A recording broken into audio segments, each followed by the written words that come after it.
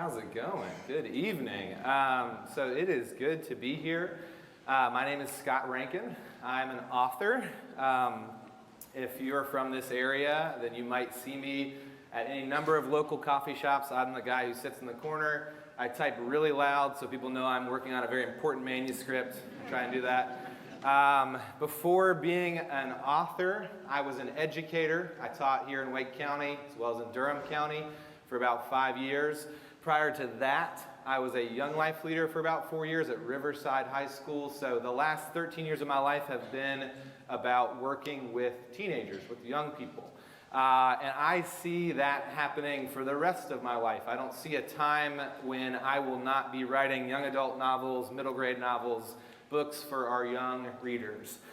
And one of the things that always kind of comes up and I always think about is a conversation I had with a colleague right around the time I was in college. We were both in mentor roles for young people.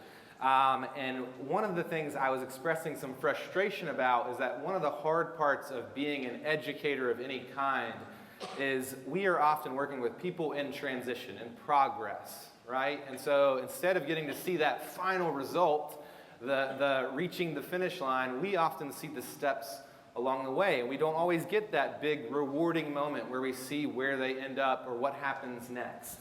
And in that conversation, as I was talking through that, my friend said, "You don't get it, Scott. It is an honor to be the person who stands beside that student and walks them a stepping stone at a time and moves them forward just enough so that when the next person comes through, the next teacher, the next coach, the next mentor, when they get that kid or that student, they're ready to take them by the hand and lead them on. We are doing this collective work of getting them to the finish line." And I didn't always find that super satisfying as an answer, but I thought it was like good advice. And so what I want to give you tonight is a glimpse at how one of those moments can echo into something more. And I want to talk through my story of a moment a teacher took with me and how that echoed into more, and hopefully give you the courage to take those little moments with each of your students or the people that you work with and have those become something more than they are. So it starts with junior year. I was in an English class at Cary High School with Susan Labasso, who's now Susan Letts. She still teaches at Panther Creek nearby. And she was a wonderful human being. Like, you've probably had those teachers before that, like, you walk in their classroom, you're having a bad day, you walk out and like the sun is shining, birds are chirping. Like, she just was an incredibly nice human being. And at the time, I was already starting to take writing seriously, and what that meant is I'd go home and write on the weekends on a computer in like the loneliest room of the house, and I would never tell anyone. I didn't want to be the kid who came in on like Monday, and they're like, "What'd you do this weekend, Scott?" And I was like, "I wrote about dragons again." So I kind of kept that off to the side a little bit, but I loved it. I really loved it, and I really wanted to share it. And my mom, I had given some of my writing to her, and she was like, "This is better than Harry Potter." And I was like, "It's not, but thank you." So I had to like figure out, am I any good at this? And so Mrs. Lavasso seemed like a safe bet. I thought she would at least pretend to like it. And so with trembling hands, one afternoon, a chapter I had worked on a lot, I kind of took it to her, and I said, "Hey, Mrs. Lavasso, will you read this for me?" And she's like, "Yeah, of course." And I ran away. I gave her the chapter first, and then I ran away. I was just terrified. And the next day, teachers don't love that I include this, but I was that kind of sleeping a little bit student, so I kind of coasted through her first period class a little bit inattentively. But she gave this speech about you have to believe in people, you have to believe in what people are capable of. And she pulled me aside after class and said, "Scott, I was talking about you." And I was like, "Oh, yeah, I know. Of course. And so she said, "You know how you're in Spanish 3? I said, "Yeah, I need that to go to UNC." She said, "You're not in Spanish 3 anymore. I switched you. You're in creative writing now." And I was like, "Can you do that?" And she said, "Stop asking so many questions." But that moment is why I'm standing here in front of you. It's why I'm an author. It's why my 4th book came out this September. My 5th book comes out in January. I have this great, fun, new career with Random House. That moment laid the foundation for all of it. And I think about it pretty much every day. I think about it at least once a week, where I try to figure out, because I've talked with Mrs. Labasso since then. I've talked about, hey, like we meet up at like launch week and stuff like that. She comes to some of my events.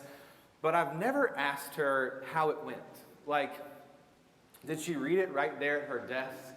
Did she go home with a briefcase full of quizzes she had to grade and she read it at the end of the night? I don't know. But what I do know is that a teacher took 30 minutes of her day, her busy day, because I've been a teacher, I know how busy that day is. She took 30 minutes out of her day to read my piece. And then I know that she came to school just a little early the next day and walked, instead of just doing the normal lesson plans and printing out copies, she walked her way down to the guidance counselor and she said, hey, can you bring up Scott Reintgen's schedule? And then I know that she had me switched out of that class. She smiled her way back to the classroom and gave a speech with me in mind and then pulled me aside and said, Scott, this dream's worthy. Pretty cool. And I know all of that it just changed my life. It changed the direction I would go. It gave me the strength to push through challenges and rejections. I knew that day I would be an author.